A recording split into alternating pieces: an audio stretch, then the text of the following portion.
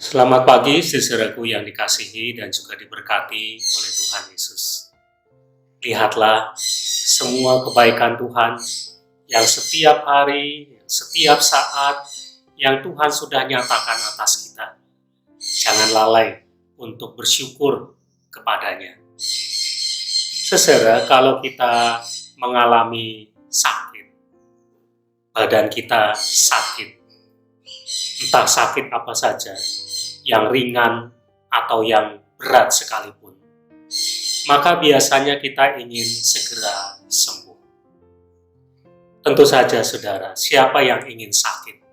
Karena ketika kita sakit, badan kita tidak enak, mungkin kepala kita pusing, kita menjadi tidak suka makan, tubuh kita jadi lemah.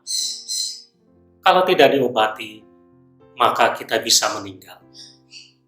Nah, karena itu biasanya ketika kita sakit, maka kita akan segera mencari obat supaya kita bisa sembuh. Tetapi saudara, berkaitan dengan hal ini ada hal yang patut untuk kita renungkan. Bahwa sebetulnya dalam hidup kita tahu kita bukan hanya mengurusi hal-hal yang jasmani saja, tubuh saja, tetapi juga ada kehidupan rohani.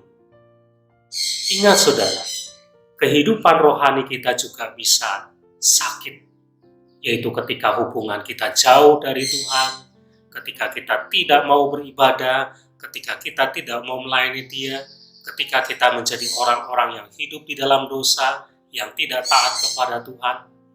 Pada saat seperti itu sebetulnya kehidupan rohani kita sedang sakit.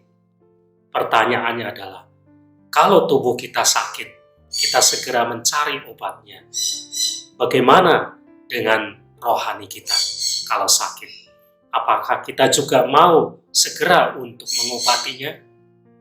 Saudara, dalam firman Tuhan yang tertulis dalam Markus pasal 2, ada cerita tentang orang lumpuh yang dibawa kepada Tuhan Yesus untuk disembuhkan. Tentu saja keinginannya adalah supaya bisa berjalan lagi, sembuh secara fisik. Tetapi ketika melihat orang itu, Tuhan Yesus berkata kepadanya, "Anakku, dosamu sudah diampuni." Perkataan Tuhan ini aneh. Orang ini tidak minta pengampunan dosa. Yang dia minta adalah kesembuhan dia secara fisik. Tetapi saudara, di mata Tuhan, ada yang lebih utama untuk dia sembuhkan. Bukan fisik, tetapi rohaninya. Saudara, mari kita perhatikan kehidupan rohani kita juga.